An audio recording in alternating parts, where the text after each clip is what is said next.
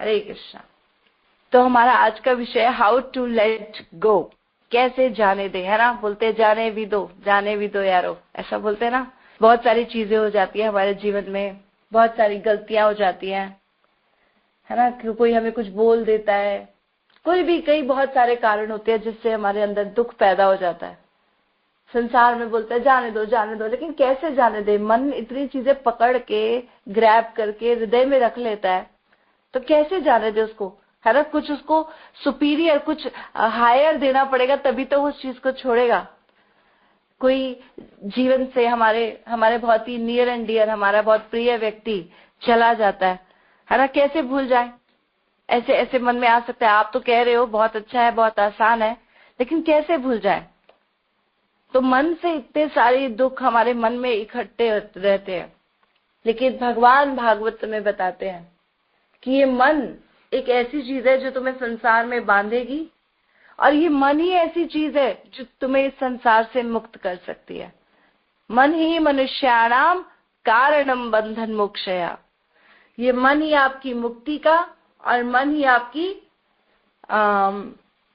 आपकी बंधन का कारण है।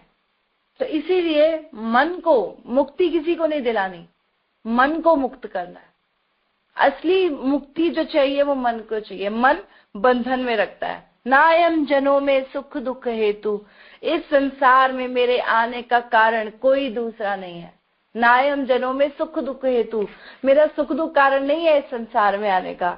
न देव आत्मा, है ना। कोई देव, किसी देवता का कुछ हो गया, कोई किसी व्यक्ति ने मुझे कुछ कर दिया, मुझे इसका मुझ पे जादू चल गया, जो लोग अपना हिसाब किताब लगा रहे हैं। न देव आत्मा, भागवतम बोल रही है कोई देव कोई आत्मा नहीं है इसका कारण। न ग्रह कर्म काला, कोई ग्रह नहीं है, कोई मेरे कर्म नहीं है, कुछ नहीं है। मन ही परम कारण मामनंती, संसार चक्र परिवर्तित। ये मन परम कारण है जो मुझे खींच कर इस संसार में वापस लेकर आता है।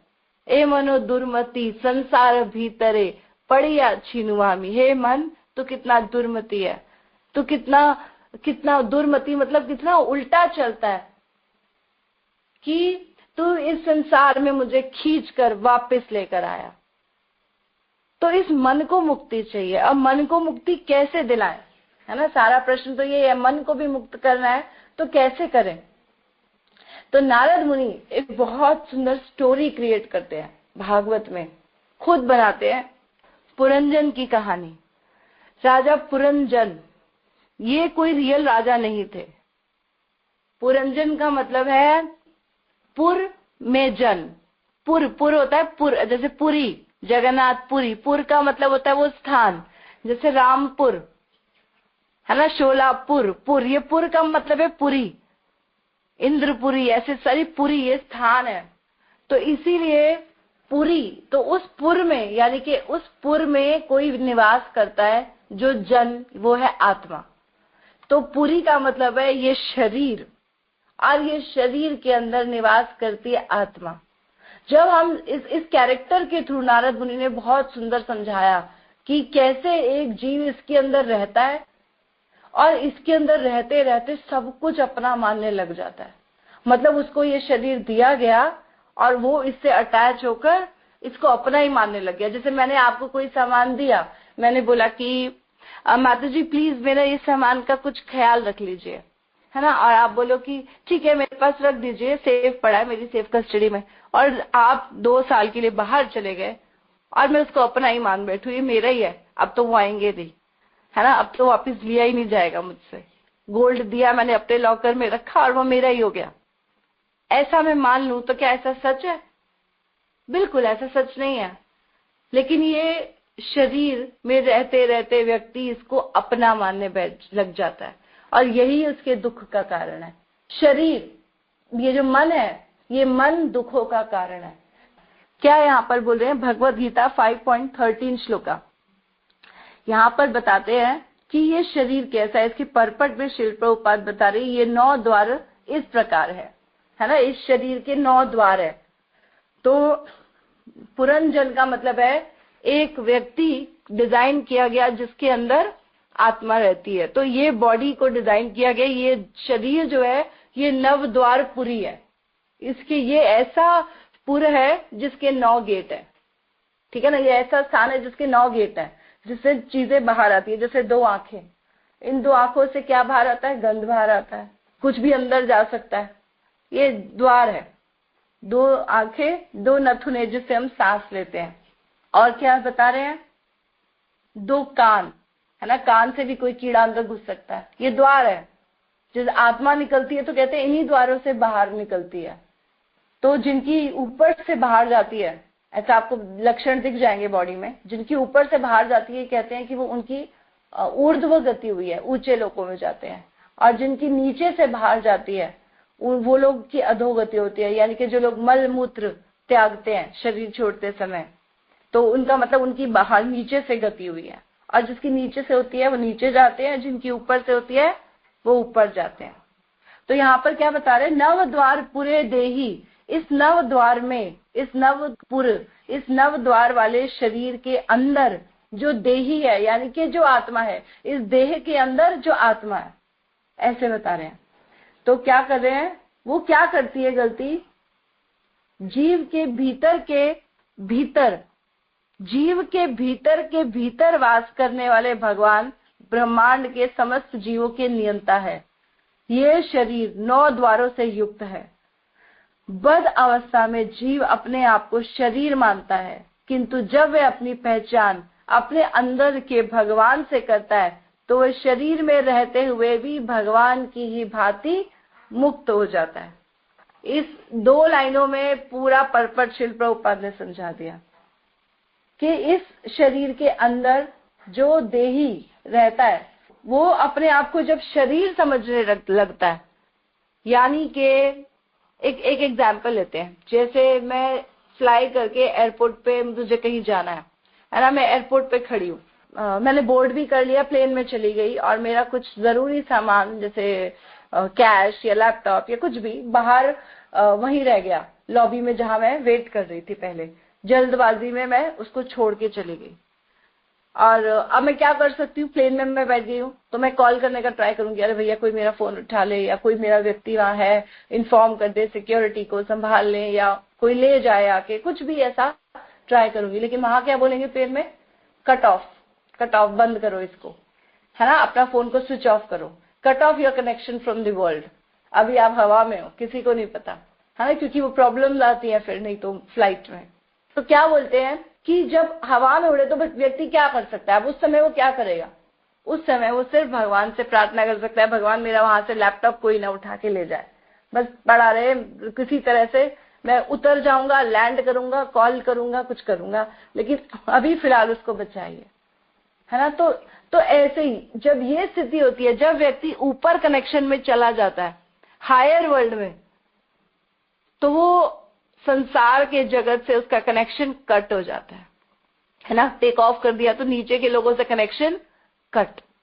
तो ऐसे यहाँ पर श्रील प्रभुपाद तात्पर्य में क्या कह रहे हैं? मन से समस्त कर्मों का परित्याग कर देता है तो वह नव द्वार वाले नगर में बिना कुछ किए कराए सुख पूर्वक रहता है। तो जब व्यक्ति ये सोचता है कि ये तो होना ही था, या हो गया तो मैं क्या करूं, इसमें मेरा बस नहीं चल रहा, है ना, तो वो रिलैक्स हो जाएगा। लेकिन अगर वो उसके बारे में चिंतन करता रहेगा, सोचता रहेगा क्या करूं, इतनी मेहनत से लिया, ये तो दुखी और उसके बस में है नहीं, या तो उसके बस में हो, जब उसके बस में नहीं है तो उसे उसका परित्याग, मन से परित्याग कर देना चाहिए। तो जब हम ऐसा परित्याग करते हैं तो मन मुक्त हो जाता है, टेंशन फ्री। ठीक है, देखा जाएगा, कमाएंगे, कल को पैसा आ जाएगा फिर ले लेंगे, है ना, डाटा खो गया मांग लूंगा उससे, थोड़ी मेहनत करनी पड़ेगी, थोड़ा फोन खो जाता है, जब तक हमारे पास है हमें चिंता है, लेकिन एक बार गया तो गया, फिर क्या, है ना, फ्री मुक्त हो गए, फिर चलो छोड़ो, टेंशनें भी गई, फोन गया, टेंशनें भी गई, सारा दिन फोन बजता रहता है, दुखी करता है। तो ये मन के ऊपर है, मन उसको कैसे समझाता है। तो जब ऊपर यानी कि टेक ऑफ जो किया, कृष्णा कॉन्शियसनेस में व्यक्ति जब ऐसे टेक ऑफ करता है अपवर्ड, तो उसका मन मुक्त होता है। और डाउनवर्ड यानी कि जब नीचे गिरता है संसार में, अपने आप को शरीर मानता है कि ये शरीर है, इस शरीर के लिए सब कुछ करना है, तो उसकी कॉन्शियसनेस नीचे गिरती है और वो बंधन में आता है। तो जितना अपने आप को छोड़ता चलेगा, छोड़ो छोड़ो, तो उसके मन की मुक्ति होती जाएगी। और जितना बंधन में सोचता रहेगा, बार बार संसार में गिरता रहेगा। जब हम ये भगवान का नाम लेते हैं, देखो जैसे मन की अगर हम स्थिति समझे तो मन की पोजीशन क्या है? इंद्रियाणि परिण्याहुर इंद्रियेभ्यो परम मनः, मनसस्तु परा बुद्धि, बुद्धि परसस्तु सह। मन बीच में, सबसे नीचे है इंद्रिया, इंद्रियों से ऊपर मन, मन से ऊपर बुद्धि, बुद्धि से ऊपर आत्मा।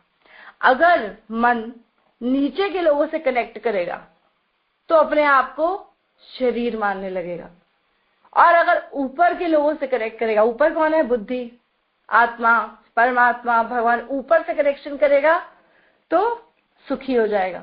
नीचे कनेक्शन करेगा, बंधन में आ जाएगा। हमारे से क्या होता है, ये शरीर से गलतियां क्यों होती है?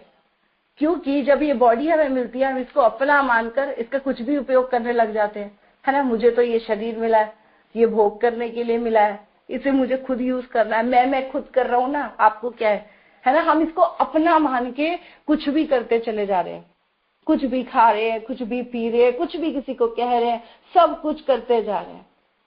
तो ये हम क्या कर रहे हैं? शरीर के लिए सब कुछ, है ना। कि जैसे मुझे किसी ने बोला कि आप बहुत मोटी हो, अच्छा मैं मोटी हूँ, ठीक है, तो मुझे क्या करना चाहिए? अब मुझे सब मोटा बोलते हैं, मैंने सोच लिया इस बात को, मुझे सब मोटा बोलते हैं, मुझे इसके लिए कुछ करना पड़ेगा, मुझे पतला हो रहा है, कौन सा जिम ज्वाइन करूं, कौन सी एक्सरसाइज करूं, क्या ट्रेनिंग लूं, कौन सी डाइट फॉलो करूं।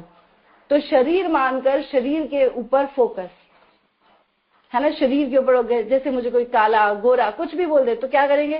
फेयरनेस क्रीम, कहाँ जाऊं, है ना, ये थेरेपी, शक्ल तुम्हारी टेढ़ी है, नाक तुम्हारी ऐसी है, तो उसके लिए सर्जरी, सब कुछ। तो यानी कि शूज, फेयरनेस क्रीम, दवाई, जो भी कुछ करना है करो, है ना। बाल सफेद हो रहे, काले कर दो, मेहंदी लगा लो, बढ़िया वॉच पहननी है, जीन्स चाहिए, हेयर स्टाइल, कितनी वैरायटी है। मतलब इस जगत में वैरायटी का अंत ही नहीं है। तो शरीर के लिए तो बहुत सारी वैरायटी मिल गई, तो शरीर के ऊपर सब कुछ करेंगे। लेकिन जो अंदर आत्मा बैठी है, जैसे एक पिंजरा है, पिंजरे के अंदर चिड़िया बैठी है, चिड़िया को हम कुछ दाना ना डाले और बाहर से पिंजरा गोल्ड प्लेटेड हो जाए, सुंदर पॉलिश हो जाए, तो चिड़िया अंदर जीवित रहेगी, सुखपूर्वक रहेगी? नहीं, वो कहेगी बाहर कुछ करो ना करो, अंदर देते रहो यार, मुझे भूखा मत मारो। तो ऐसे ही ये आत्मा शरीर के अंदर बैठी है, जब तक ये अपना परम कर्तव्य नहीं करेगी ये सुखी नहीं रहेगी। और हम अगर सिर्फ बाहरी कर्तव्य करते रहेंगे तो मन से अटैच होते रहेंगे और कर्म बंधन में फंसते रहेंगे, है ना। ये आत्मा सुप्रसिद्ध थी, ये आत्मा प्रसन्न कैसे करेगी? जब अहेतु की अप्रतिहता, जब लगातार भगवान की भक्ति में लगी रहेगी। ये कैसे होता है? जब जीव अपना जो ओरिजिनल नेचर है भूल जाता है। जैसे उसका ओरिजिनल नेचर क्या है कि वो भगवान का अंश है ना, उसको उसके साथ जुड़ के रहना। आत्मा को कुछ नहीं होता, हम आत्मा है ना, भगवान सर्वशक्तिमान है, उनकी एक स्फुलिंग है। जब उसके कनेक्शन में रहेंगे तो उसकी वैल्यू, जैसे महाराज अपनी आनंद की ओल्ड बुक में एक एग्जाम्पल दिया था कि एक एरोप्लेन का टुकड़ा अगर पंख एक साइड का टूट जाए तो उसका क्या मोल है ना, वो कबाड़ा ही है, कबाड़ में जाएगा। लेकिन अगर वो पंख वापस जुड़ जाए तो वो बहुत कीमती है। तो हम भगवान के वो अंश है, अगर जुड़ के रहेंगे तो बहुत कीमती है, लेकिन टूट के बिखर के अलग हो जाए, जैसे मेरा हाथ कोई काट के अलग कर दे तो बेकार है, किस काम का है, जड़ शरीर है। लेकिन जुड़ा रहेगा तो मेरे लिए कितना काम का है। मेरे कितने सारे काम मेरे हाथ से होते हैं, उनसे पूछो जिनके हाथ नहीं है। ये यहाँ पर समझने की बात है कि जब तक जीव अपने आप को अपनी रियल स्थिति नहीं समझेगा वो दुखी रहेगा। अपने आप को शरीर समझेगा, भोग करना चाहेगा, दुखी हो जाएगा। क्योंकि ये शरीर इसलिए नहीं मिला। शरीर किस लिए मिला है? उपनिषदों का श्लोक आता है, शरीर धर्म खलु साधन। शरीर किसके लिए? अपने धर्म को साधने के लिए। तो इसीलिए इस शरीर का उपयोग आप बहुत अच्छा भी कर सकते हो, है ना। प्रहलाद महाराज क्या बोलते हैं? Bad bargain. प्रभुपाद लिखते हैं उनके परपट में, श्लोक है वो प्रहलाद महाराज का 7 पॉइंट पहला श्लोक है, भागवत धर्म धर्मान भागवतान्या कौमारम आचरित प्राज्ञ कुमार अवस्था से, 5 वर्ष की अवस्था से।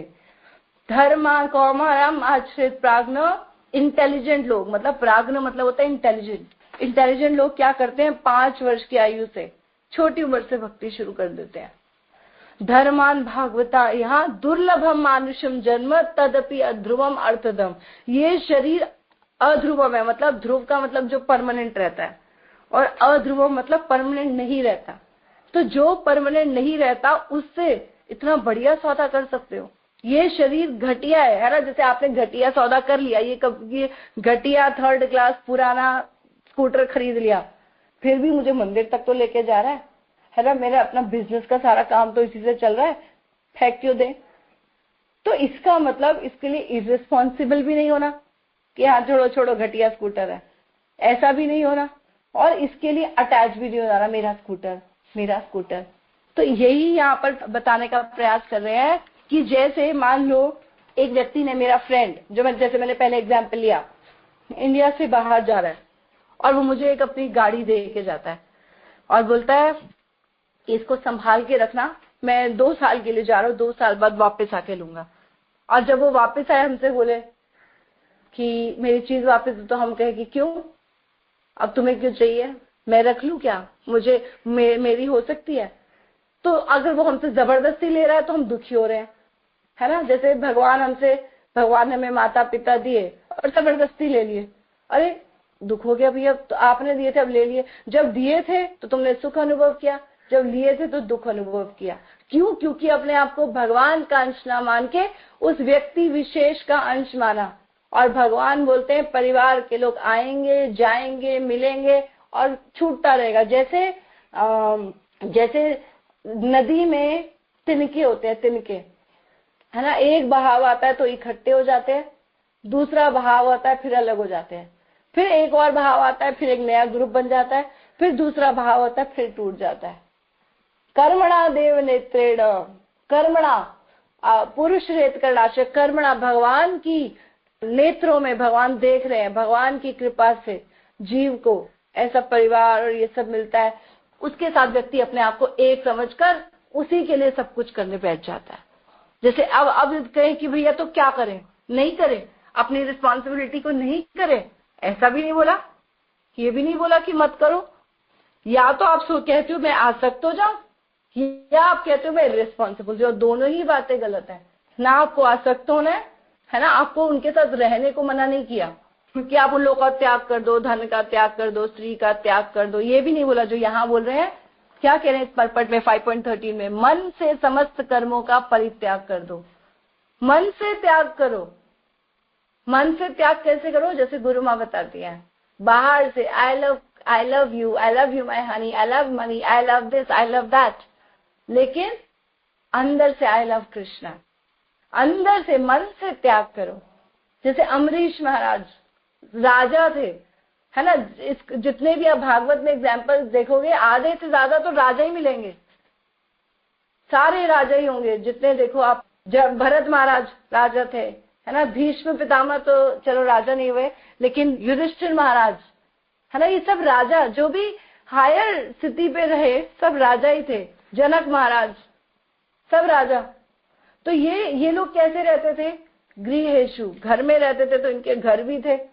अम्बरीश महाराज के लिए बताया जाता है दारेशु, स्त्री भी थी, ठीक है, सुतेशु, बच्चे भी थे, बंधुशु, बंधु भी थे, परिवार के जन, और राजा के पास तो हमसे ज्यादा समृद्धि भी थी, है ना, हाथी, घोड़े, रथ, उनके कपड़े बताए जाते हैं अक्षय रत्नांबर। अक्षय मतलब जो बढ़ते रहते, इतने सुंदर जो कभी खत्म नहीं हो सकते, रत्नों से भरे हुए अंबर यानी के कपड़ा, जैसे पीतांबर बोलते ना, नीलांबर, अंबर मतलब कपड़ा। तो इतनी तो ड्रेसेस, राजा की अटायर, कितनी चीजें उनके पास तो आसक्त होने के लिए। लेकिन अनंत कोशेषु मतलब जिनका धन की सामग्री खत्म ही नहीं हो सकती, अनंत बढ़ती जा रही है, लेकिन उसको कैसे कंसिडर करते थे, सब जड़ है, एक दिन छूट जाएगा, है ना। तो इनके साथ रहना भी मना नहीं है और इनके लिए इररिस्पॉन्सिबल होना नहीं है। रिस्पॉन्सिबल भी रहो और आसक्त भी मत हो, दोनों चीजें करनी। हम या तो आसक्त होते हैं या इररिस्पॉन्सिबल, है ना। जैसे ऋषि लोग और ये सब क्या बोलते हैं, छोड़ दो। योगी ज्ञानी जन इसको क्या लेंगे, वो अपने मन से गीता का नया मतलब निकाल देते हैं। ये शरीर जड़ है ना, और पदार्थ गंदी चीजों में अटैच हो जाता है, तो इसलिए इसको कष्ट दो, इसको परेशानी दो, इसको दुख दो। और क्या करो, तपस्याएं करो, पानी में खड़े हो जाओ, कपड़ा मत पहनो, ठंड में ऐसे रहो, भूखे रहो, तपस्या करो, शरीर को कष्ट दो ताकि ये कठोर बन जाए। लेकिन इसके लिए दूसरी चीज भी हम कर सकते हैं। दूसरी चीज क्या है कि इसको मेंटली टॉर्चर करने की बजाय, इतना टॉर्चर, इतना परेशान करने की बजाय, ऊपर जो हमने बताया था अपवर्ड और एक है डाउनवर्ड, ऊपर से इसका कनेक्शन जोड़ दो। मन से ऊपर है बुद्धि, बुद्धि से ऊपर आत्मा, उसके ऊपर जो सुपीरियर है।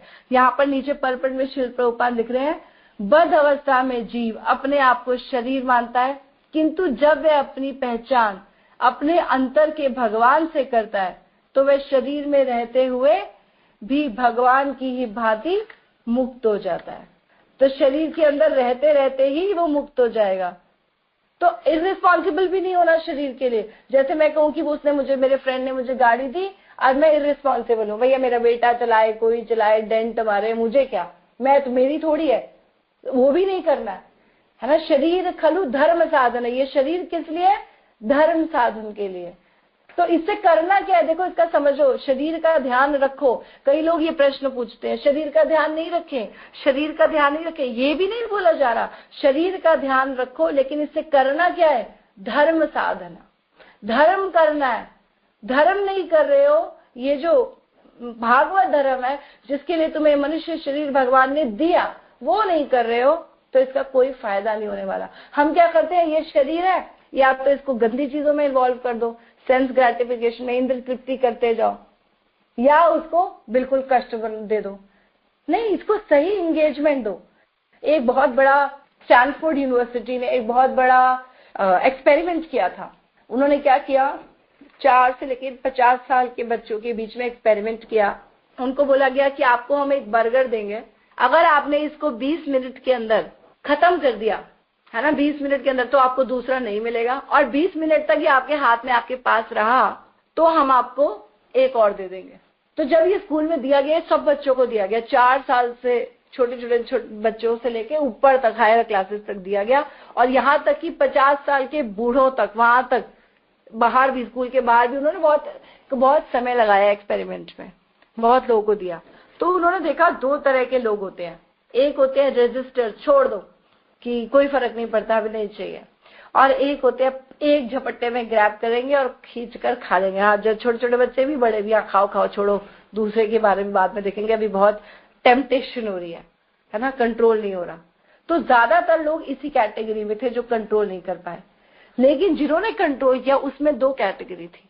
एक तो थे जो उसको घूरते रहे, देखते रहे बहुत देर तक, और दूसरे थे जिन्होंने उसको देखा नहीं, आंखें बंद कर ली और गाना गाना शुरू कर दिया, या अपने दूसरे फ्रेंड से बात करना शुरू कर दी, या अपना स्कूल का होमवर्क करने लग गए, किसी चीज में अपने आप को इन्वॉल्व कर लिया।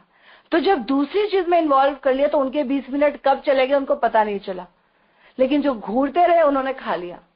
तो क्या रियलाइजेशन इससे उन्होंने एक्टिविटीज से रिजल्ट निकाला कि जब व्यक्ति अपने आप को दूसरी चीज में एंगेज कर लेता है तो वो बहुत इजीली उससे निकल जाता है, और अगर वो दूसरी चीज में इन्वॉल्व नहीं होता तो वो फंस जाता है। तो इसीलिए आर्टिफिशियली आप नहीं कर सकते, लेकिन आप इसको प्रैक्टिस कर सकते हो कि आप ऑल्टरनेटिव ढूंढ लो। इसलिए यहाँ प्रभुपाद लिख रहे हैं, कृष्ण भावनामृत ही इकलौता साधन है जिससे व्यक्ति अपनी परा प्रकृति को विस्मृत करने के कारण वे अपने को शरीर समझ बैठता है और इसीलिए कष्ट पाता है। कृष्ण भावनामृत के द्वारा वे अपनी वास्तविक स्थिति को पुनः प्राप्त कर सकता है और इस देह बंधन से मुक्त हो सकता है। तो जब वो अपने आप को पॉजिटिवली लगा देगा ना किसी अच्छी एक्टिविटी में, तो बड़ी इजी, उसके लिए इजी हो गया, पॉजिटिव एंगेजमेंट हो गया। जैसे कल हम बुक डिस्ट्रीब्यूशन कर रहे थे, एक प्रभु जी मिले, वो कहते हैं ये शराब मुझसे नहीं छूटती है ना, मेरे को आदत है, मुझसे नहीं हो सकता, नहीं कर पाऊंगा मैंने। आपको कुछ नहीं करना, आप जो करते हो आप करते रहो, आप ये बुक पढ़ सकते हो। कह रहे देख लूंगा। मैंने कहा ले जाओ, बुक दे दी।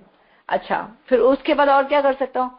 मैंने कहा जो आप कर रहे हो करते रहो, हमारे प्रोग्राम्स है वहां पे आओ, कीर्तन में आओ, कथा में आओ, एक लड़का मिला, वो कहता है मैं अपनी गंदी आदतें छोड़ना चाहता हूँ। मैंने कहा क्या करते हो? सिगरेट पीते हो और नशा करते हो, दो ही चीजें हैं, और क्या गंदगी हो सकती है? या और भी थर्ड क्लास कुछ और गर्ल्स के साथ या कुछ भी ऐसा होगा। लेकिन फिलहाल मैंने उसको इतनी बात की, उसने कहा हाँ मैं स्मोकर हूँ। और स्मोकिंग गंदी चीजों में व्यक्ति क्या करता है, जब करता है ना तो करता चला जाता है। शुरू में कोई चेन स्मोकर नहीं होता, शुरू में इंद्रियों को पता है वो गलत है ना। नशे पे की उसके ऊपर, सिगरेट की उसके ऊपर भी लिखता है it is injurious to health, packet पे लिखा है, सब कुछ जानता है, लेकिन फिर भी मन इतना स्ट्रांग है कि उसको छोड़ने नहीं देता। पता है शरीर खराब हो रहा है, कोई फर्क नहीं पड़ता, हर चीज को ढक लेता है, उसके सारे ज्ञान को मन ढक लेता है। और क्या कहते हैं, फिर वो व्यक्ति उसको एक बार पीता है ना, फिर उसके बाद पीते पीते पीते चेन स्मोकर है ना। एक व्यक्ति बियर पीता है, बियर से रम पे, रम से कभी कभी पीता था, रोज भी लग गया, रोज पीते पीते शराबी, अल्कोहलिक बन गया। तो ये एक स्पाइरल बाइंडिंग की तरह आपको अंदर फंसाता चला जाएगा अगर आप गंदी चीजों में इन्वॉल्व करोगे। और अगर अच्छी चीजों में इन्वॉल्व करोगे, पॉजिटिव एंगेजमेंट दोगे, तो आपको ये ऊपर अपर रेल में, मतलब कि भगवान के साथ, आध्यात्मिक जगत के साथ आपके कनेक्शन को स्ट्रॉन्ग करता चला जाएगा। इसीलिए भगवान भगवत गीता में बोलते हैं 3रे अध्याय में आखिरी श्लोक यही है कि शक्ति प्राप्त करनी है तो आत्मा से लो, और आत्मा को शक्ति मिलेगी भगवान के नाम से और भगवान के भगवत गीता जैसे शास्त्रों से। ये दो, एक ज्ञान और एक नाम, ये दो चीजें जब आप लोगे तो आपको शक्ति मिलेगी। इसीलिए हम सबको बोलते हैं आप नाम कीजिए, है ना। उस लड़के को मैंने कहा तू माला शुरू कर, अपने आप छूटेगा, कुछ नहीं करना तुझे, ये माला पकड़। तो इसीलिए हमारे पास जो चीजें हैं, या तो हम उससे अटैच हो जाते हैं या उसको सही जगह लगाते नहीं। तो इसीलिए घर में भी, परिवार में भी, स्त्री है, पुरुष है, बच्चे हैं, सब कुछ महाराज बोलते हैं सुत विच दारा शीश समर्पे ते पावे सुख पीवा जो है। असली सुख कौन पाएगा जीवन में? यहाँ पे सुख पूर्वक रहने की बात करें ना, किया लिखा प्रभुपाद ने, मन से समस्त कर्मों का परित्याग जो जीव कर देता है वह 9 द्वारों वाले इस शरीर में बिना कुछ किए कराए सुख पूर्वक रहता है। तो जो व्यक्ति इन सबको मन से त्याग देता है, तो ये मसीह पुरुष इनको कैसे त्यागना है कि ये भगवान ने मुझे कुछ समय के लिए दिए हैं और इनका मुझे बेस्ट यूज करना है, इन सबको भगवान की सेवा में लगाना है, ताकि इनकी भी जो है ऊपर ऊर्ध्व गति हो, अधोगति ना हो, ये भी संसार के बंधन से मुक्त होते चले जाएं। तो इसके लिए उसको समझना पड़ेगा कि मुझे कैसे एंगेज करना है। जैसे मेरी मम्मी एक बार महाराज के साथ जगन्नाथपुरी गई, मम्मी चाय नहीं छोड़ती थी, है ना। तो वहां पर महाराज ने एक दिन देख लिया, मेरी मम्मी और उनके साथ उनके पेरेंट्स, मतलब मेरे नाना नानी, सब चाय पी रहे थे। तो जो बड़े थे उनको तो कुछ नहीं कहा, मेरी मम्मी से चाय लेके महाराज ने फेंक दी। तो ना उनको अंदर से शर्म आ गई कि अब नहीं पीऊंगी, कि किसी मतलब वैष्णव ने ऐसा किया तो अब मैं नहीं लूंगी। तो जब वो घर आई तो मैंने मम्मी से पूछा, मैंने मम्मी आपने चाय कैसे छोड़ दिया, आपके तो बहुत बड़ा काम है, ये कैसे कर दिया आपने? तो उन्होंने बोला महाराज ने ले ली। तो मैंने क्या किया, मैंने ऑल्टरनेटिव ढूंढ लिया। मैंने क्या ऑल्टरनेटिव मिला, कह रही मेरे को ना नारियल पानी मिल जाता था, मैं नारियल पानी पीती थी, नारियल पानी, जब मेरा मन करे मैं नारियल पानी पिया हूं।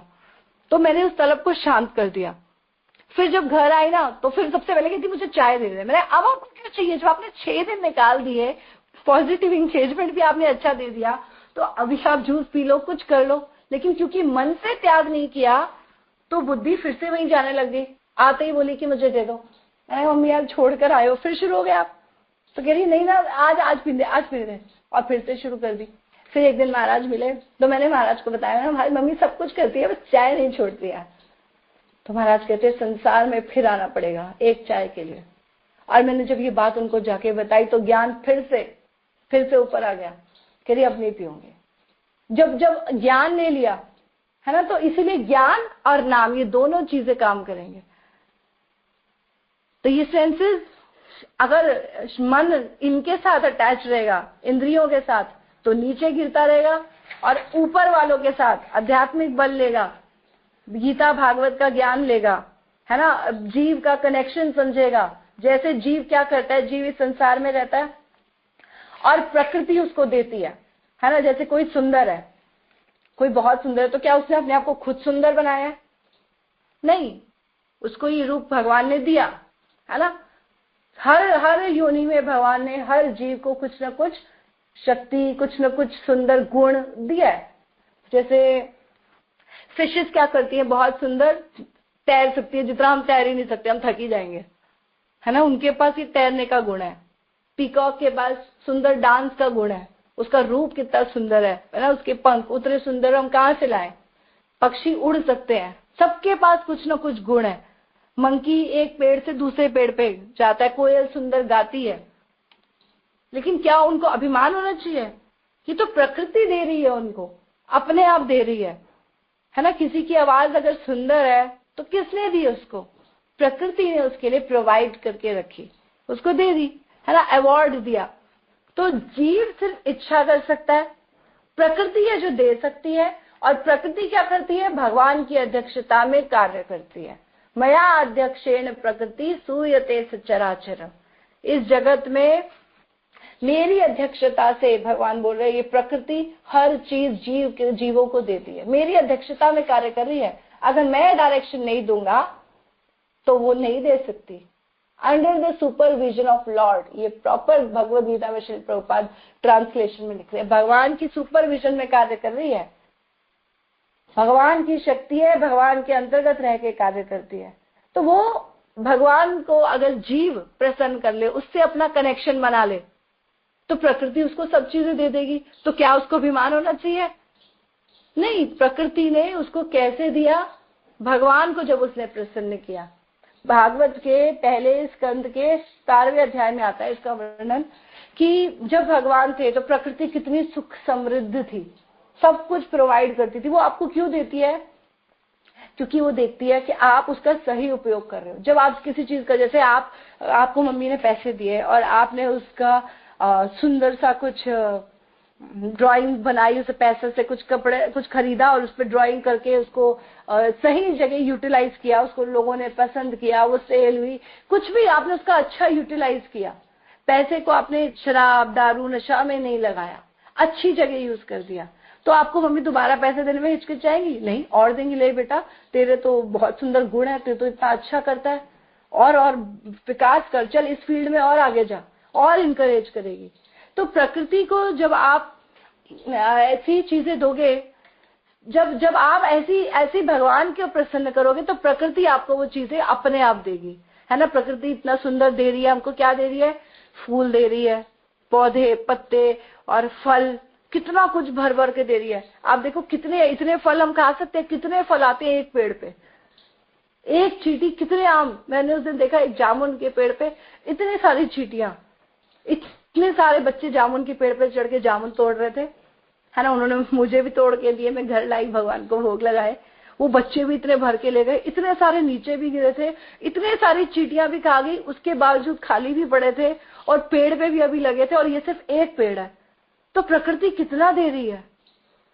तो प्रकृति आपको भर भर कर देती है जब आप भगवान की सेवा में लगाते हो हर चीज को।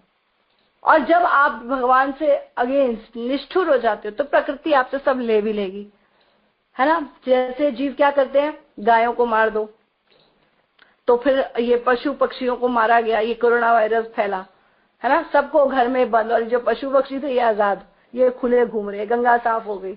जीव बंद हो गया तो प्रकृति सुंदर हो गई, और जीव को खुला छोड़ा हुआ है तो प्रकृति के साथ गलत उपयोग कर रहा है, तो वो सब आपको ही रिटर्न कर रही है। सारी बीमारियां आप ही के लिए। आप ही ने एक पक्षी, इसको ये क्या इन्होंने मार के खाया, चाइनीज जो भी कहते हैं, सूप बनाकर, है ना। तो वो क्या हुआ, सारा रोग हम लोगों को ही हो रहे हैं उसी के। तो हम जब इसका सही उपयोग नहीं करेंगे तो प्रकृति हमको कुछ नहीं देगी, और जब हम सही उपयोग करेंगे तो प्रकृति हमको भगवान की सेवा के लिए ये सब चीजें देती है, और हम इसका सही उपयोग नहीं करते तो हमसे ले लेती है। तो इसीलिए हमको भगवान को प्रसन्न करने का प्रयास करना चाहिए, और जब हम इसमें लग जाते हैं तो मन धीरे धीरे संसार की चीजों से अपने आप मुक्त होने लग जाएगा। ऐसा हमको लगता है कि हमारे कंट्रोल में चीजें हैं, लेकिन ऐसा होता नहीं है। जैसे इस कमरे में मैं लाइट का स्विच ऑफ कर दूं तो लगेगा मैं कंट्रोल कर रही हूँ, है ना, मैं जब चाहूं बटन चला सकती हूँ, मैं जब चाहूं बंद कर सकती हूँ। लेकिन अगर पीछे से डेसू वाले पीछे से पावर कनेक्शन ऑफ कर दे तो मेरे ऑन ऑफ से फर्क पड़ेगा?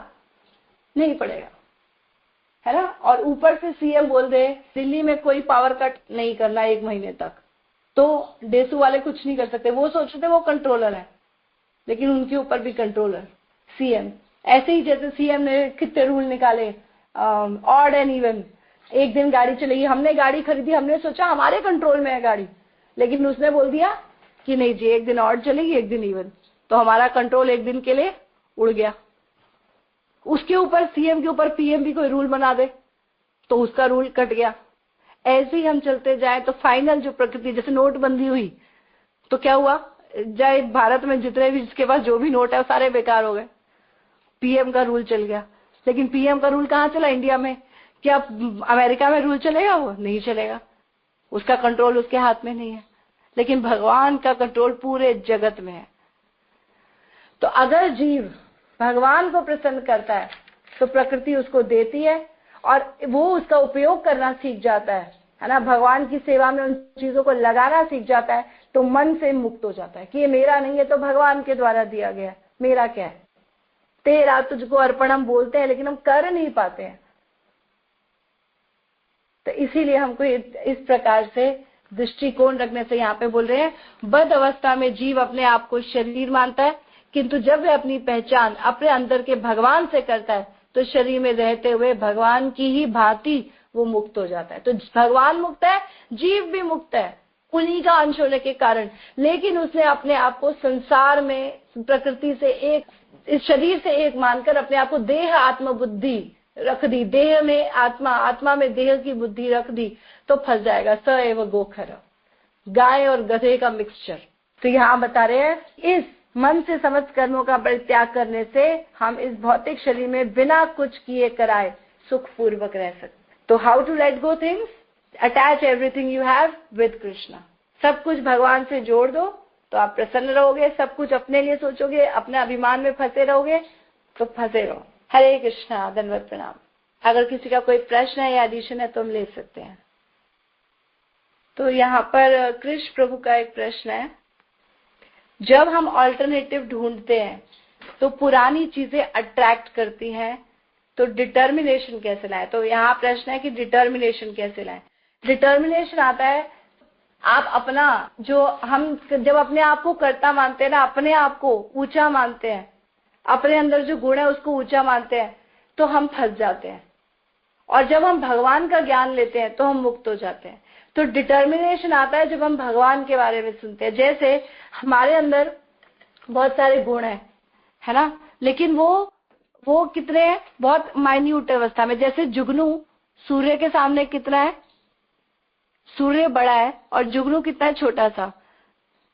तो वो उसमें उसको अपने आप को, अपने जो ऐश्वर्य, अपनी जो चीजें, उसमें आसक्त हो जाता है और भगवान की चीजों को नहीं समझ पाता। जब वो भगवान का ज्ञान लेता है तो उसकी बुद्धि ब्रॉड होती है और उसका डिटर्मिनेशन स्ट्रांग होता है।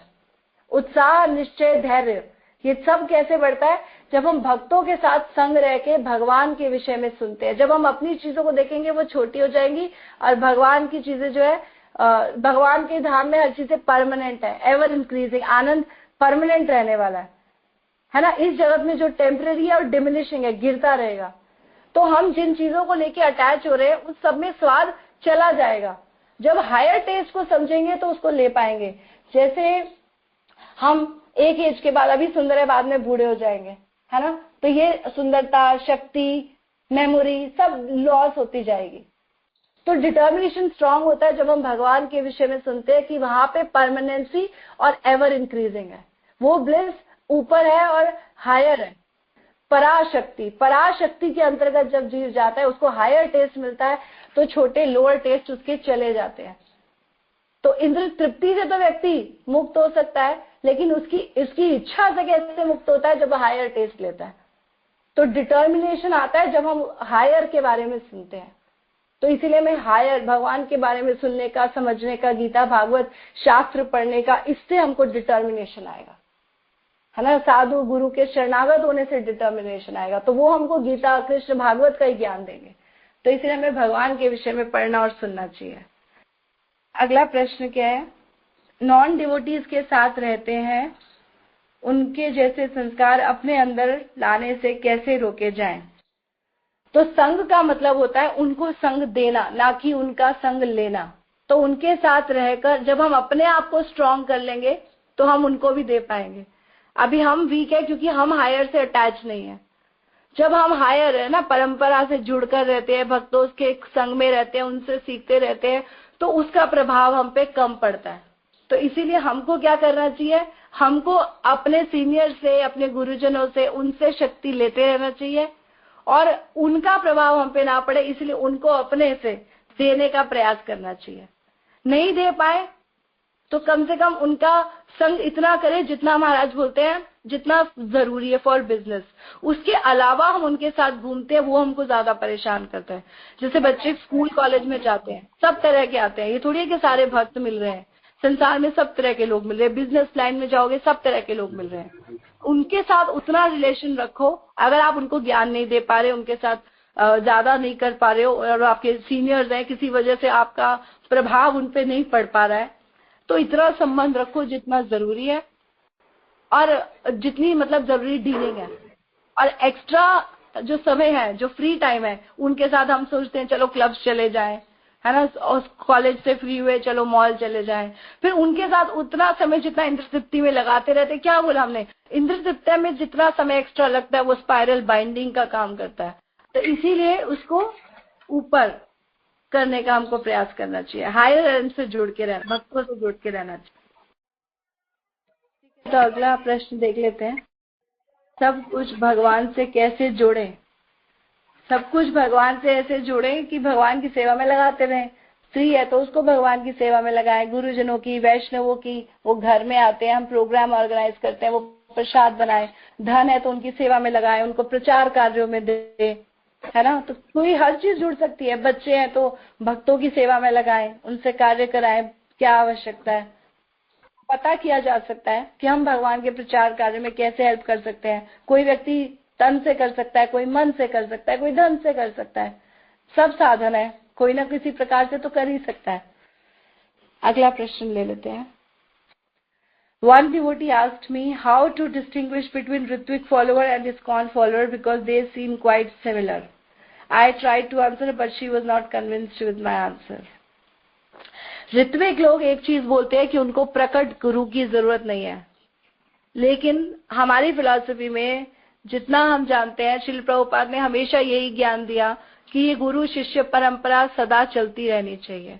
आप देखो भगवान कृष्ण से परंपरा जब अभी तक चली आ रही थी तो कहाँ टूटी, तो प्रभुपाद के बाद कैसे उन लोगों ने रोक दी। तो ऋत्विक फॉलोअर्स कहते हैं प्रभुपाद शिक्षा गुरु है और दीक्षा गुरु है और फिर कोई और बन ही नहीं सकता। बिल्कुल प्रभुपाद की एक यूनिक पोजीशन है और वो हमेशा रहेगी, क्योंकि अगर हम ज्ञान भी दे रहे हैं अभी भी, जो अभी प्रकट गुरु भी दे रहे हैं, तो प्रभुपाद के तात्पर्यों से पढ़कर ही दे रहे हैं। कुछ समय पहले ऐसा हुआ था कि कुछ गुरु नीचे गिर गए थे किसी कारणवश, तो इसीलिए मान लिया गया कि भैया सब गुरु गिर जाते हैं। ऐसा नहीं है, पहले भी लोग गिरते थे, अभी भी गिर जाते हैं। और जो भगवान से जुड़ा रहेगा, भक्तों की कृष्ण की सेवा में निस्वार्थ भाव से लगा रहेगा, वो हमेशा आपको तत्वदर्शी गुरु रहेगा। और गीता में भगवान बोलते हैं तस्मात् गुरु प्रपद्येत जिज्ञासु, सॉरी ये पुराणों का श्लोक है, गीता का श्लोक दूसरा है, तद विद्धि प्रणिपातेन परिप्रश्नेन सेवया उपदेशन्ति ते ज्ञानम ज्ञानिनस्तत्वदर्शिनः। उस तत्वदर्शी गुरु को समर्पित हो जाओ।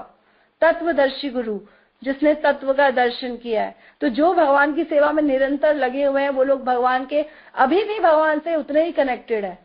तो गुरु में जो नर की मत बुद्धि रख रहे हैं कि ये गुरु ऐसे है, ये गिर जाएंगे, नहीं, ऐसा नहीं है।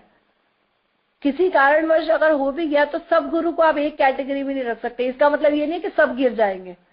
तो आप पहले चेक करो, इस्कॉन में बहुत सारे गुरु है और वैसे महाराज बताते हैं इस्कॉन में चेक एंड बैलेंस है। कोई अगर किसी वजह गिरता भी है ना तो उसको 1 मिनट में इस्कॉन से बाहर कर दिया जाता है। इसीलिए आपके लिए वेल सर्टिफाइड गुरुज इस्कॉन ने ढूंढ के रखे हैं। आपको परेशान होने की जरूरत है। फिर भी इफ यू वांट, आप लो, समय लो, चेक करो गुरु को, उनके साथ आदान प्रदान करो, सुनो उनकी लेक्चर, सुनो, उससे संबंध देखो, आप बना पा रहे हो नहीं बना पा रहे। आप कहीं से भी सुन रहे हो, आप 10 लोगों से सुनो, आपका कनेक्शन आपके गुरु से, कृष्णा अंतःकरण से बना देंगे। कई लोग गुरु महाराज से मिले नहीं, सिर्फ उनके लेक्चर सुन के उनके दीक्षा लेने का प्लान किया। किसी ने उनकी बुक्स पढ़ के उनसे दीक्षा लेने का प्लान किया। किसी को सपने में आके महाराज ने कुछ बोला। तो इसीलिए सबके साथ गुरु अपने आप अपना कनेक्शन, गुरु महाराज को पता भी नहीं होगा कि ये क्या क्या हो रहा है। जैसे मैं महाराज से सिर्फ 2 बार मिली, मैंने कोई बुक, तब तो महाराज बुक लिखते भी नहीं थे, लेक्चर्स की एडिटिंग मैं करती नहीं थी। 2 बार मिली और तीसरी बार में महाराज ने मुझे आके बोला सपने में कि तुम प्याज लहसुन छोड़ दो, मुझे अच्छा नहीं लगता। मुझे लगा ये क्या जवाब हुआ भाई, अच्छा नहीं लगता, ये कौन है जो मुझे बोल रहे मुझे अच्छा नहीं लगता, मुझे उनके लिए क्यों सोचना है। फिर मैंने महाराज से जाके बात भी की, क्योंकि ये बात ने मुझे बहुत परेशान किया कि वो मेरे सपने में आए क्यों, वो आए क्यों। मैंने उनसे जाके पूछा, महाराज आपको पता है, कह रहे Krishna arranges everything, he is doing. तो गुरु को कृष्णा आपको ढूंढ कर देंगे। इसलिए तत्वदर्शी गुरु आपको अगर मिल जाए तो तद विद्धि उनको प्रणाम कर दो, उनके आगे शरणागत हो जाओ। तद विद्धि प्रणिपातेन परिप्रश्नेन सेवया, और उनकी सेवा करो प्रश्नों के द्वारा, कि उनसे पूछो कि मैं इस जगत में क्यों आया, है ना, मेरा यहाँ से आने का कारण क्या है और यहाँ से निकलने का कारण क्या है, कैसे मैं निकलूंगा, तो ऐसे मुझे ये कष्ट क्यों सता रहे हैं। सही अपनी इंटेलिजेंस को सही जगह लगाओ, बुद्धि को कृष्ण की, गुरु की सेवा में लगा दो, मन बुद्धि अहंकार सब उनकी सेवा में। तो ऋत्विक फिलॉसफी में उन्होंने फिक्स कर दिया, बिल्कुल प्रभुपाद है, तत्वदर्शी गुरु है, और लेकिन गुरु शिष्य परंपरा आगे नहीं रहेगी तो हमारी मटेरियल लाइफ की प्रॉब्लम्स हम किससे शेयर करेंगे, है ना। हर कोई तो शास्त्र पढ़कर नहीं ढूंढ पाएगा आंसर्स, कोई कहीं लिखा है, कोई चैतन्य चेतावनी, तो कोई तो एक गुरु चाहिए जिसने पढ़ रखा है। इसीलिए बोलते हैं तत्वदर्शी गुरु, जिसने शास्त्रों को दर्शन के माध्यम से समझ लिया, अब उससे तो समझ ले, उसका निष्कर्ष जल्दी समझ में आ जाएगा। इसलिए उन गुरु के अंडर रह के उनसे सीखना चाहिए अपने उत्तम श्रेय के लिए। तस्मात् गुरु प्रपद्येत जिज्ञासु श्रेय उत्तमम, अपने उत्तम श्रेय के लिए आपको गुरु के पास जाना ही होगा। आपसे चॉइस नहीं मांगी गई कि आप चले जाओ, आपकी मर्जी है, नहीं, आपको जाना ही होगा।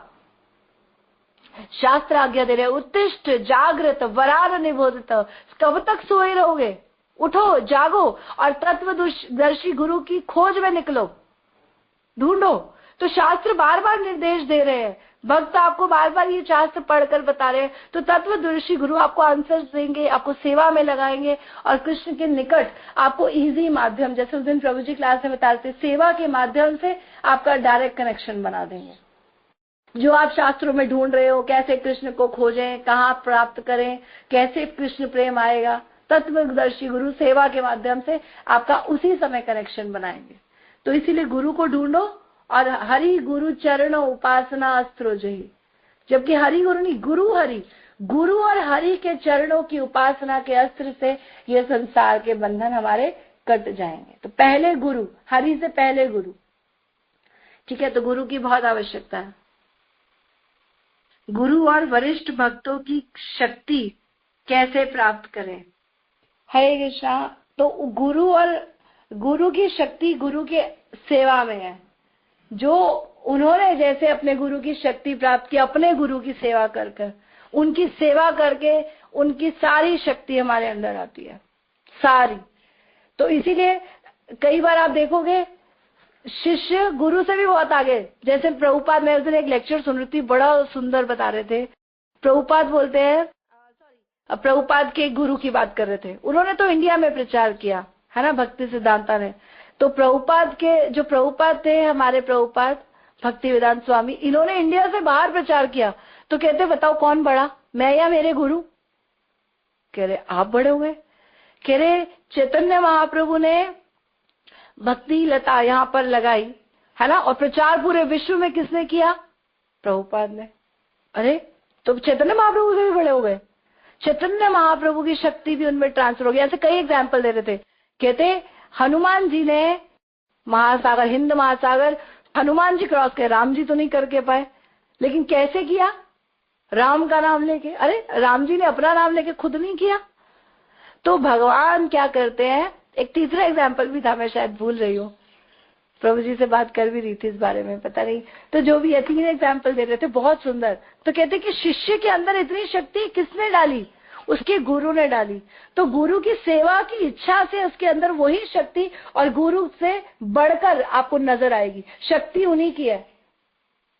तो इसीलिए हमारे अंदर जो शक्ति होती है वो हमारे गुरु की है। हमारी वाणी में अगर शक्ति किसी को इम्प्रेस कर पा रही है तो वो हमारी शक्ति नहीं है, वो गुरु की शक्ति है, वो गुरु का ज्ञान।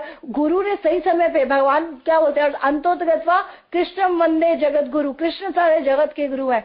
कृष्ण ने मत स्मृति ज्ञानम अपोहनम च, भगवान कहते हैं मैं स्मृति देता हूँ और मैं ही ज्ञान हर लेता हूँ, है ना। तो उसी समय सही जगह सही स्मृति किसने दी, जिससे वो व्यक्ति इम्प्रेस हो गया। जैसे उस दिन अकबर की मैं स्टोरी सुन रही थी, अकबर और बीरबल।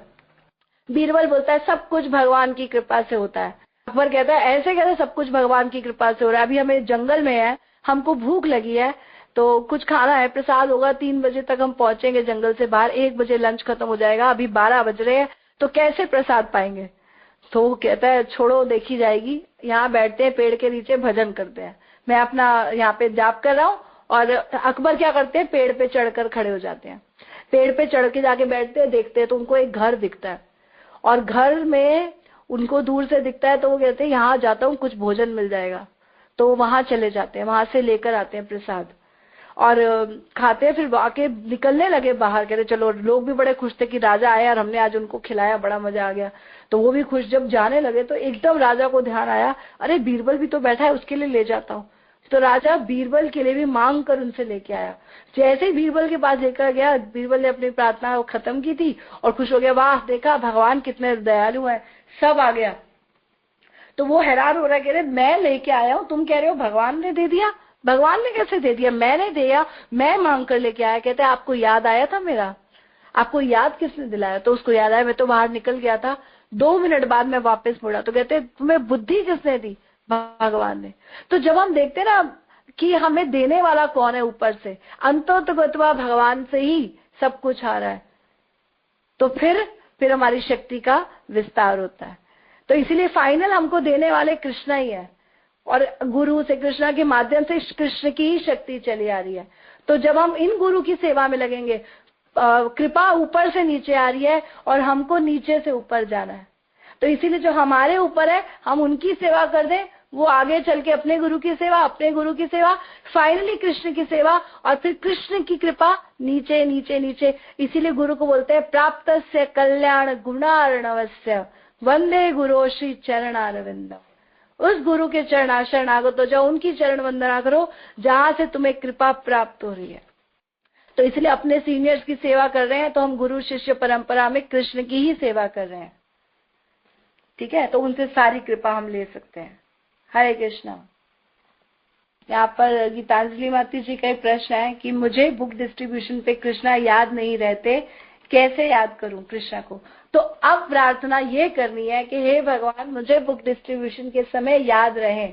जब ये प्रार्थना करते रहेंगे तो प्रार्थना बहुत प्रबल हो जाती है, तो कृष्णा ही कृपा करेंगे। कृष्ण की कृपा से ही कृष्ण को याद कर सकता है कोई, और कहीं से नहीं। तो प्रार्थना तो जीव को करनी पड़ेगी, है ना। मुझे प्रसन्न राधिका कल पहली बार आई बुक डिस्ट्रीब्यूशन पे, तो बता रही थी कि मैं भगवान से बहुत प्रार्थना करके आई, बहुत प्रार्थना। मैंने अपने अहंकार का दमन किया कि छोड़ो अब मुझे करना है। तो उसने ये भाव से किया कि मुझे अब कोई कुछ बोले, गाली दे। पहले मैं थोड़ा डरती थी, मुझे कोई कुछ बोल देगा, मैं कैसे सुनूंगी, क्या करूंगी। तो अपने अहंकार को नीचे करके कृष्ण से जो प्रार्थना करके आई, उसके प्रभाव से कह रही मुझे भगवान स्मरण में रहे और मैं बोलती गई जो मुझे बोलना था।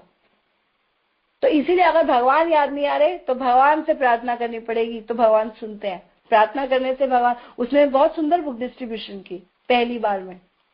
तो सब भगवान की प्रार्थना करने से सब कार्य होते हैं। तो जो भक्त कर पा रहे हैं उनसे सीख सकते हैं। अब एक प्रश्न और आया है कृष्ण प्रभु का। भगवान 10.22 में बोलते हैं इंद्रियाणाम मनस्मी। माता जी, अगर भगवान ही मन है तो फिर मन ही पतन का कारण क्यों। इंद्रियों में भगवान बोल रहे हैं मैं मन हूँ, क्योंकि इंद्रियों में श्रेष्ठ मन है। भगवान यहाँ कंपैरिजन से बताना चाह रहे हैं कि हर चीज में जितना तुम श्रेष्ठ टॉप मोस्ट समझ सकते हो वो मैं हूँ। इंद्रियों में मन का मतलब है 10 इंद्रियां है, 11वीं इंद्रिय मन को बोला जाता है। वैसे मन इंद्रियों से अलग है, लेकिन मन इनसे ऊपर, जैसे इंद्रिया घोड़े के समान बताते हैं, तो लगाम जो है वो मन है। तो लगाम का मतलब घोड़ों को कंट्रोल कौन कर सकती है? लगाम। तो लगाम उससे श्रेष्ठ है। तो यहाँ उसकी श्रेष्ठता बताने के लिए भगवान बता रहे हैं कि इंद्रियों में अगर तुम कुछ जानते हो तो मैं मन हूं। और भगवान को आपकी बुद्धि भी नहीं चाहिए, भगवान को आपकी इंद्रियां भी नहीं चाहिए, भगवान को आपका मन चाहिए। तो भगवान इसलिए मन से कंपैरिजन करते, रहते भी कहाँ है भगवान? चित्त में, मन में, है ना। स्थान का क्या चूज किया भगवान ने बॉडी में रहने के लिए? मन में, हार्ट के पास। तो मन, बुद्धि, अहंकार। तो भगवान बोल रहे ये मन मुझे दे दो। अब मन ने संसार पकड़ लिया। तो इसीलिए भगवान कह रहे मन को मुक्त करो, मन को मुक्त करो। शरीर को मुक्ति नहीं चाहिए, इंद्रियां लगेंगी, मन लग जाएगा, लेकिन चाहिए मन ही। मन नहीं करता, इसीलिए इंद्रियां नहीं लग रही, क्योंकि इंद्रियां संसार ढूंढ रही है, मन मांग रहा है, मन ऑर्डर, सब उल्टा चल रहा है, साइकिल सारी उल्टी चल रही है। इंद्रियों को होना चाहिए मन के कंट्रोल में, मन को होना चाहिए बुद्धि कंट्रोल में। बुद्धि श्रेष्ठ है, लेकिन बुद्धि कंट्रोल नहीं कर पा रही, क्योंकि मन भाग रहा है, मन इंद्रियों के पीछे, सारी साइकिल उल्टी चल रही है। तो भगवान कहते हैं आत्मा से शक्ति लो। इसीलिए भगवान कहते हैं हरि नाम लो, हरि नाम। एने ची माया तारी नाशी बारो लागी, हरि नाम मा मंत्रे लो तुम्हें मांगी। ये जो हरि नाम मैं तुम्हारे लिए लाया हूं, यही तुम्हारे मन को तारेगा। ये जो सबसे बड़ा रोग क्या है संसार में?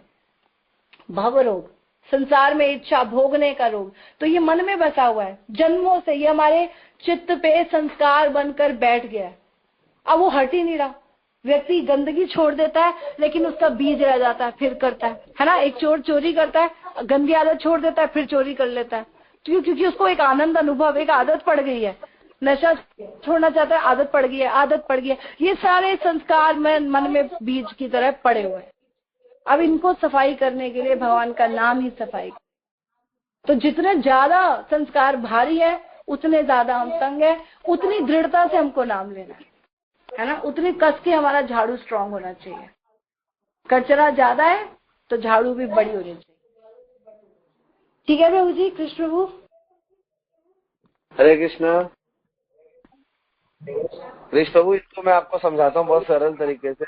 आपका प्रश्न है कि मन, भगवान कहते हैं इनमें मन और बुद्धि गंदा है, जिसका मतलब भगवान ही गंदे हैं। ये बात बहुत ही अच्छा प्रश्न है, जिसको आप समझ सकते हो। भगवान बोलते हैं भागवतम में, एवा सम एवा न यत असत सत असत परम पश्चाते हम एतद यच्च।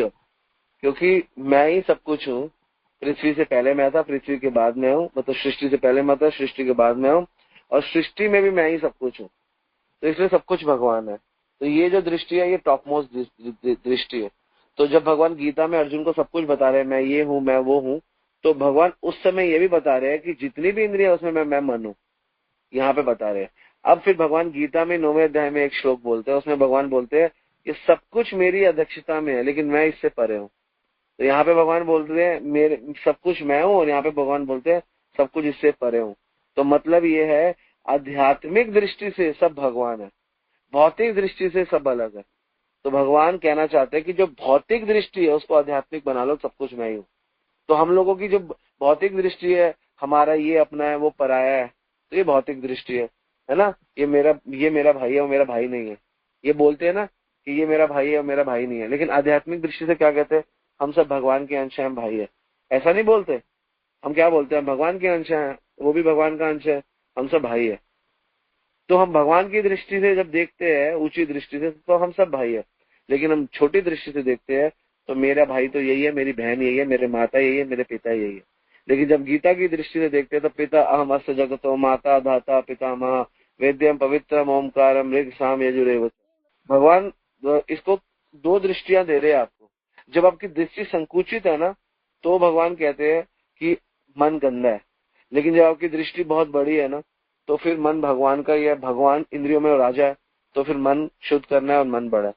तो ये सिर्फ दो दृष्टि है। छोटी दृष्टि में मन आपका है, बड़ी दृष्टि में आप भी क्या, सब कुछ भगवान का है। आपका मन क्या, करोड़ों करोड़ों खरबों लोगों का मन भी भगवान का ही है, सब कुछ भगवान का है। भगवान बड़ी बात कर रहे हैं कि एवा सम एवा अग्रे, मेरे से पहले कोई नहीं था, पश्चात हम।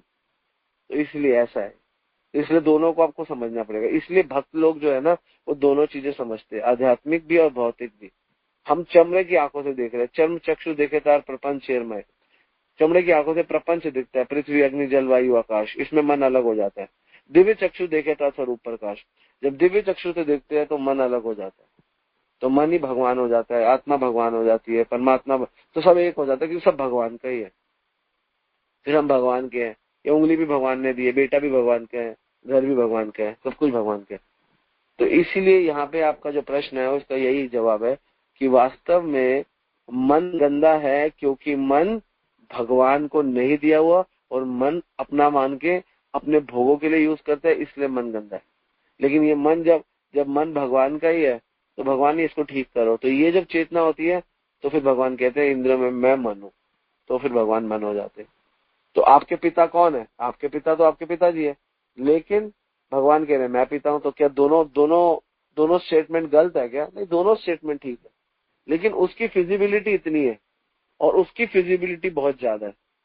तो यहाँ पे उस चीज को उसको एंगल का फर्क है ना। आपने एक फोटो ली, एक फोटो में एंगल में आपको पूरा मुंह दिख रहा है और दूसरी तरफ से आपको लेफ्ट साइड दिख रही है, फिर मैच करते हो क्या ये वही बंदे हैं? तो फोटो के एंगल चेंज हुए, तो दृष्टि का एंगल चेंज हुआ है, दृष्टिकोण चेंज हुआ है, तो इसलिए ये रिजल्ट अलग आ रहा है कि ये अलग है वो अलग है। तो इससे समझ में आ रहा है। ठीक है, हरे कृष्णा। हरे कृष्णा बोल जरूर सुनाऊं। गुरु जी, जैसे हरिनाम का जप करते हैं तो उससे सब चीजें शुद्ध हो जाती है, तो गुरु जी पर ऐसा है कि देखा है कि कई भक्त हैं जो 15-15 साल से माला जप कर रहे हैं और भगवान की सेवा में लगे हुए हैं, पर फिर भी भय है उनको, मतलब और फिर मेरे साथ ये हुआ, मैं ये चाहता, एक शोषण का तरीका अपनाते हैं। तो गुरु जी उनका उनका पवित्र मतलब हृदय शुद्ध क्यों नहीं हुआ? इतने साल से भी जप कर रहे हैं। शुद्ध क्यों नहीं हुआ? उसके पीछे कोई बहुत बड़ा कारण नहीं है, क्योंकि वो शुद्ध होना नहीं चाहते इसलिए वो शुद्ध नहीं हुए। ये एक बड़ा रीजन है, क्योंकि वो शुद्ध होना नहीं चाहते इसलिए शुद्ध नहीं हुए, क्योंकि उनको ये समझ गया कि भगवान की भक्ति सर्वश्रेष्ठ है, भगवान ही सर्वश्रेष्ठ, ये समझ गया। तो फिर उसके माइंड में आएगा यार भगवान चलो, या मेरा बॉस मुझे प्रेस कर रहा है या कोई, तो धीरे करेगा, आगे जाएगा, फिर वो धीरे मन बना के चला जाएगा, वहां पे जाके काम करने का मन नहीं करेगा। फिर थोड़ा सा फिर उसका बॉस उसको या हाँ वो पता नहीं फोन को क्या होता। तो इसलिए उस व्यक्ति में स्वार्थ है और उसकी इच्छा नहीं है करने की, कार्य कर रहा है। मैंने आपको एग्जांपल समझाया, किसी को बाहर जाना है इंडिया से या दिल्ली से या आपके अजमेर से कहीं बाहर निकलना है, वो निकलने की इच्छा नहीं है, लेकिन वो फिर भी सामान सारे इकट्ठे कर रहा है, पैकिंग कर रहा है, लेकिन इच्छा नहीं है, किसी ना किसी तरीके से जा नहीं पाएगा। सिमिलरली जब हम सारे सामान इकट्ठे करते रहेंगे संसार में भक्ति के, लेकिन हमारी इच्छा नहीं है ना, हमारी इच्छा में भी है कि हम मंदिर में रह के पैसा कमाए या भक्ति करके सही तरीके से सेटल हो जाए, तो वही चीज होगी, भक्ति नहीं होगी, बाकी चीज होगी। जो चीज भक्ति से ऊपर होगी ना वो चीज हो जाएगी। जिसको ये रहेगा कि मुझे कष्ट आ रहे हैं, मुझे सुख आ रहे हैं, मुझे दुख आ रहे हैं, मुझे अपने गुरु को पालन, तो वो चीज होगी। तो लोगों की जो इच्छा है वही चीज होती है, वही कृष्णा करते हैं। कृष्णा तो कहते हैं ना सर्वस्व चाहम हृदय सन्निविष्ट, मैं सबके हृदय में बैठा हूँ, जो चाहते हैं कृष्णा वो कर देते हैं। कोई भक्ति करते हैं, भक्ति करके सेटल होते हैं, कोई भक्ति करते हैं, भक्ति करके करोड़पति बनते हैं, कोई भक्ति करते हैं, भक्ति करके कुर्सियां लेते हैं, कोई भक्ति करते हैं मनोकामनाएं पूरी होती है। तो भक्ति करने के लिए जो जो चीजें जरूरी है कृष्णा दे देते हैं, लेकिन भक्ति करके कोई भक्ति मांगता है उसको भक्ति भी दे देते हैं, उसको शुद्ध कर देते हैं। तो वो इच्छाएं क्या है, भक्ति करके करने की वजह है क्या, वो इम्पोर्टेंट है। भक्ति करने की वजह क्या है आपकी, ये चीज इम्पोर्टेंट है। आप भक्ति कर क्यों रहे हो, वो चीज कृष्णा पकड़ते हैं। कृष्णा ये नहीं पकड़ते आप भक्ति कर रहे हो, आप भक्ति कर क्यों रहे हो। मैं भक्ति कर रहा हूँ मेरी शादी हो जाए मैं भक्ति कर रहा हूँ मेरा बच्चा हो जाए, मैं भक्ति कर रहा हूँ सब कुछ ठीक हो जाए, मैं भक्ति कर रहा हूँ मेरा मन ठीक हो जाए, तो वो ही होगा। मैं भक्ति कर रहा हूँ, जो भी आपकी एक्सपेक्टेशंस है लाइफ की, जो भी है, बीवी बच्चा घर बाहर गाड़ी बंगला, तो वो फोकस भगवान नहीं हुए ना, तो इसलिए प्रॉब्लम आती है। प्रॉब्लम का मेन वजह ही है। इसलिए जो व्यक्ति डिटरमाइंड नहीं हो पा रहा भक्ति में, तो यही वजह है। तो साथ में कुछ और भी है, भक्ति के साथ भी कुछ और है, तो कुछ और पहले होगा बाद में भक्ति होगी ना। This is the secret actually, हमारे फॉल डाउन का यही सीक्रेट है। हर कोई गिरता ही इसी से है, भक्ति करते करते। प्रभु मैं तो देखो 16 माला कर रहा हूँ, ये कर रहा हूँ वो कर रहा हूँ, हम सुन लेते हैं ठीक है, सब में भी दे रहा हूँ प्रभु मैं ये भी कर रहा हूँ, ठीक है वेरी गुड, करो, मना कौन कर रहा है। अच्छा हम नहीं बोलते कि तुम गलत कर रहे हो, ना बोलना चाहिए, कुछ तो कर रहा है। जो व्यक्ति का मन नहीं है काम करने का, लेकिन उसको जबरदस्ती भी करना पड़े तो करते करते मन भी बन जाता है, करते करते। इसलिए करना जरूरी है। इसलिए मैं हमेशा एक चीज बोलता हूँ, भक्ति के कार्यों में अटेम्प्ट देखे जाते हैं, स्कोर्स नहीं देखे जाते। ये अपना एक फॉर्मूला बना लो लाइफ का कि number of more attempt you will get bhakti, not result, not matter at all. Result is up to Krishna. Prabhupada ji कहते थे, प्रभुपाद जी को बोलते थे सब, प्रभुपाद जी आपने इतना सब कुछ किया, कैसे किया? प्रभुपाद जी कहते आई नेवर, मैंने कुछ नहीं किया, आई डिड नेवर, मैंने कुछ नहीं किया था, पहले भी नहीं किया, अब भी नहीं किया। मैंने तो सिर्फ अटेम्प्ट और प्रेजेंट किया है, बाकी सब भगवान ने किया। यही आपको करना है, आप अटेम्प्ट करो और प्रेजेंट करो बस, और अच्छी चेतना। जो व्यक्ति भगवान की सेवा करता है, इंद्र ने भगवान को भूल के ही भगवान की सेवा करी, भगवान को भूल गया तो भी भक्ति का कोई फल नहीं है। इसलिए सतत स्मर्तव्य विष्णु विस्मर्तव्य न जातुचे सर्व विधि निषेध आया सेव किंकरा। तो भक्ति बहुत सरल है। भगवान बोलते हैं प्रत्यक्ष अवगम धर्म्यम सुसुखम कृतु अवगम। भगवान को भूल के तो भक्ति भी करना बेकार है। ऑनेस्टली भगवान को भूल के, गुरु को भूल के तो भक्ति करना भी कोई बहुत फलदायी नहीं है। ठीक है, आप धीरे धीरे आपकी इंद्रिय शुद्ध तो होगी भक्ति का हर प्रोसेस से, लेकिन भक्ति भगवान को याद करके करने में मजा है, आनंद है। हरे कृष्ण। हाँ, बट प्रभु जी जैसे मतलब हम भौतिक लोग हैं, जो ग्रस्त लोग हैं, उनके तो चलो मान सकते हैं कि भाई उनकी इच्छा है, वो किस कारण से भक्ति कर रहे हैं। पर जो मंदिर में रहते हैं ब्रह्मचारी, उनकी कौन सी इच्छा है, उनकी कौन सी भौतिक आसक्ति है जो वो ऐसी मतलब उनकी भक्ति का कारण है? तो वो तो सेवा के लिए बैठे। इच्छाएं सबकी होती है और इच्छाएं होनी चाहिए भक्ति में। तो जो लोग भक्ति में रह के इच्छाएं नहीं करते और बहुत सीरियस हो जाते हैं, वो भी बेकार है। रीजन उसके पीछे क्या है? क्योंकि भगवान को आपकी इच्छाएं तो चाहिए। भगवान को निराकारी होना चाहिए, मायावादी होना चाहिए। इच्छाएं क्यों बंद हो जाए किसी के अंदर से? हमारा पूरा भक्ति का प्रोसेस इच्छाएं बंद करने का थोड़ा है। हमारा पूरा प्रोसेस इच्छाएं शुद्ध करने का है। हम कोई मन को मारना थोड़ा चाहते हैं, हम तो मन को सही एंगेज करना चाहते हैं। मन को क्यों मारे? मन भगवान ने दिया, हम क्यों मारे? भगवान की किसी चीज को क्यों मारे? हमारा क्या हक है उसको मारने का? इसलिए आपको कई आंसर्स ना, जब आप प्रैक्टिकली कोई चीज करोगे ना, तो आपको आंसर कृष्णा अंदर से देंगे। ये जो, इसलिए भक्ति को समझने के लिए सेवा जरूरी है। बातों से भक्ति नहीं आती, बातों से कुछ समझ में नहीं आने वाला। बड़े बड़े ग्रंथ पढ़ लो, कुछ पढ़ने ही नहीं पड़ेगा, कुछ घुसेगा ही नहीं। और जितने भी मंदिर में ब्रह्मचारी बैठे हैं नहीं बैठे, हमारा डिपार्टमेंट ही नहीं है। अगर वो शुद्ध नहीं भी हो रहे तो हमें क्या दिक्कत है? हम तो भगवान से प्रार्थना कर सकते हैं। वो शुद्ध नहीं हो रहे, हम ये देख रहे हैं, ये भी एक बहुत बड़ी गलती कर रहे हैं। उनको लेट देम गो, यही तो आज का टॉपिक है। छोड़ दो उनको, तो छोड़ दो, हमको क्या? ये आज का टॉपिक है और ये आज के टॉपिक का सीक्रेट है। डोंट थिंक अबाउट देम कि वो शुद्ध नहीं हो रहे। Charity begins from home. अपने से शुरू करो दया, अपने ऊपर करो दया। मैं कैसे शुद्ध होऊंगा? इस संसार में कोई किसी का दुश्मन नहीं है।